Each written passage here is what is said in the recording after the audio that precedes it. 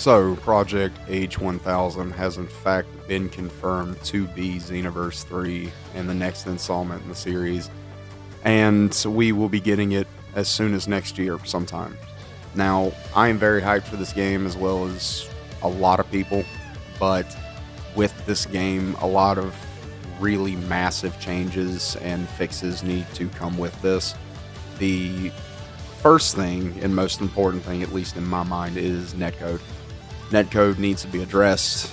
Xenoverse 2's netcode is to the point where you almost can't play the game, or at least it's been in my experiences, and it's just I have played Xenoverse 2 for the entirety of almost 10 years that it's been out, and the netcodes only get worse and worse and worse, especially when they added the Conton monitor that people rarely ever use. It's fun for like 2 minutes, and they hardly have any events that even need it to use.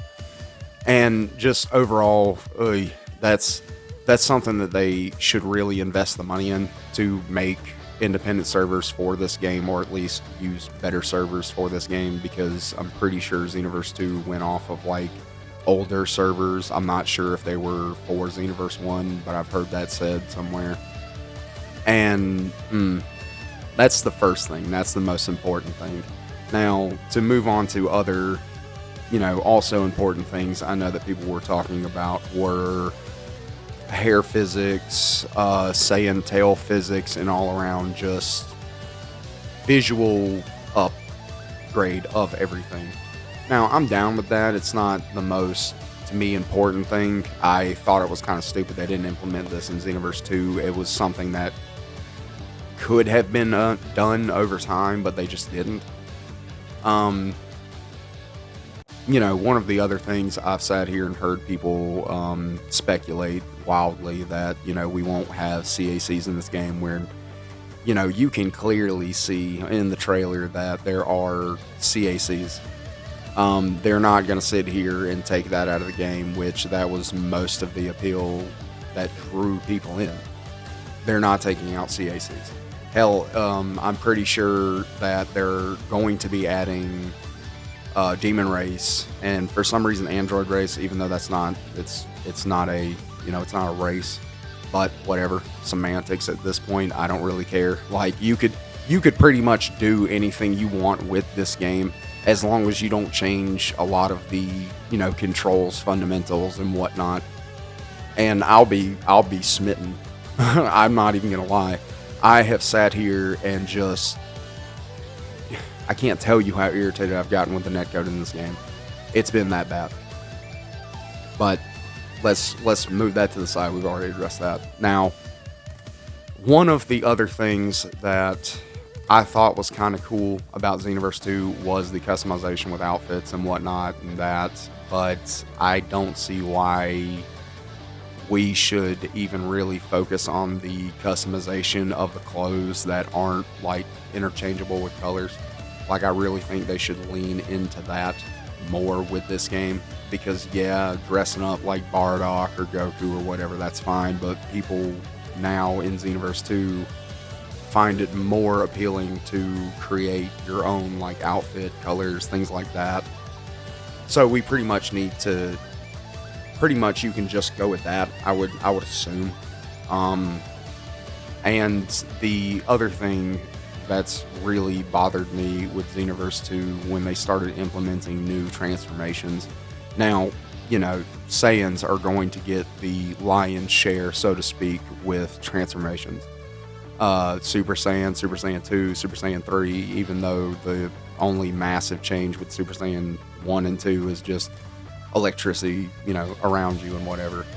But the more thing that I wish they would work on or change is with certain transformations, like Beast taking so long to go through that animation is kind of a pain in the ass, and it makes it not worth it unless you run your build in a certain manner, or you use super armor at the beginning, but they can still probably do something about that, at least wear your stamina down by attacking you while you're in the transformation. And overall, it's just a pain in the ass to use, and it has to me, really dumb balancing mechanics with, hey, you'll do massive damage, but you'll take massive damage. This is Xenoverse, and most of also the appeal to it is people just sitting here liking to make characters overpowered and shit.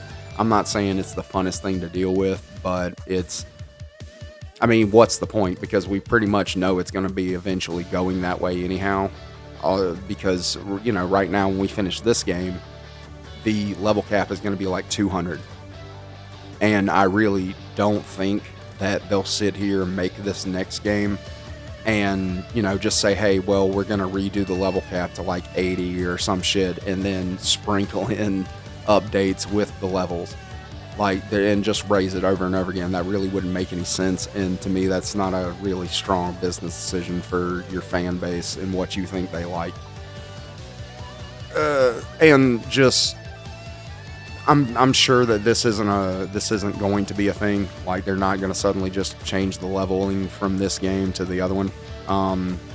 Mainly probably because it's going to be a cash grab, you know, microtransactions, level your characters up, be the max level to go through everything, unless you just want to play it Dark Souls style and just level up naturally with everything in the story mode, which I'm sure that won't even really, unless they pick up the AI or the computer that fights you, it's not going to be that challenging. But, you know, most people who have been producing anime arena fighters have been stepping that up, which is good. I'm glad. Can't wait to see what they do with this one. Amongst that is, you know, the fact that the computer won't limit burst, won't sit here and do any of their transformations, and overall they're just kind of brain dead.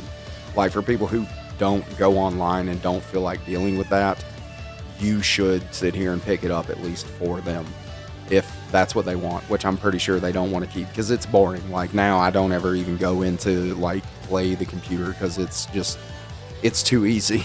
There's no point. One of the other things that I haven't heard anyone touch on, but they should give us the ability to, like, change the other characters we have. Like, if you have a Saiyan, you can be on that character, but also change, like, moves and stuff for another character while you're on that, instead of having to log out and log back in. That's one of the big things that I thought needed to be, you know, changed, but they just never did. The events and whatever, I would say, need to have better rewards and just all around reward you more. Like, if you're going to have us grind out for TP medals, at least give us, like, enough to make it worth it. Pretty much. Make it enough to make it worth it, because I've tried doing events after I got my character, my Saiyan there, to max level, and I couldn't even level off of pretty much just 1 or 2 levels out of, like, doing an event. And I had times where I would play them all day just to test it out, and it just, no, you don't get enough out of it. And the rewards with the clothes, yeah, sure, there's some that are good, there's some that aren't. I've heard people really like to get the Tapion clothes. I don't know if there's a version of that's the colors are interchangeable, but yeah, I don't know. It's one of those things that the game could really do good if they were to put in the effort, you know, for that. It could succeed very much, but I don't know. The next thing that I wanted to address is this is going to be controversial to, like, half of the Xenoverse 2 population, but I really don't think we should have key canceling in this next game, for a multitude of reasons. It's not an exploit technically, or whatever you want to put to it. It's in the game. It can be used. It's just, I don't know. I've never found it entertaining to sit here and watch anyone's, you know, key canceling the entire time. Like, every time before they do anything, after vanishing or just whatever, key cancel, wearing out your O button, wearing out your B button, whatever. They also don't do that shit in the show. They don't sit there and spam key blasts, like, literally every 5 minutes at their opponent while they're fist fighting them and shit. Like, the shit doesn't happen. I don't understand why they thought it was a good thing to implement into the game. But they also did it over in Sparking Zero, which is fucking stupid. It caused problems over there. It's causing a lot of dislike over here. Because visually, it's just fucking obnoxious to sit here and watch somebody do that shit. Never have I found it entertaining. And one of the other things, you know, that you can see here, you know, again, it's a little touching on the lag, but guard spammers won't be able to do, you know, what they're doing with that, because they don't actually have to time it out. The netcode will be picked up, so they don't have to do that. But also modders, hackers, whatever you want to call them, get them out of here. Get them out of here. You very much can do this. It's just a matter of, you know, putting forth the effort, paying enough people to do it, and keep it, you know, updated. Or you're gonna have your rank system, whatever you know, try to make that into, it's gonna be ruined. It's gonna be ruined, and nobody's gonna play it. Because one of the other things I don't get about this game is the fact that, you know, 9 times out of 10, when you play this game, you're probably going to sit here and watch content creators on it, and you know the connection's bad. But I've seen a lot of people sit here and just beat their head into a fucking wall with somebody who they literally can't beat due to the lag. I've seen it time and time and time again where they'll just keep readying up, and I don't know if it's a pride issue or just whatever have you. It's stupid. And these are all things that you can very much take out of the next game. It's just a matter of you putting forth the effort, really. That's all it boils down to. The parallel quests and pretty much everything offline is really solid. But I feel like you want to step it up a little bit. Maybe give us 4 people to sit here and run a mission with.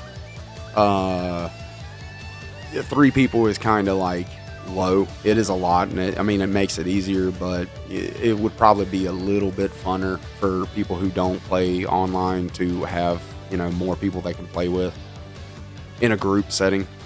Now, that being said, I don't really think that we should go beyond a 3v3 when it comes to matches and stuff, online matches, like people fighting each other, because that creates a different like problem with the netcode and whatever. That, and it's really easy for people to just gang up on one another in a match if somebody loses, and it's just it's a shit show. Yeah, I think that was everything that I needed to cover.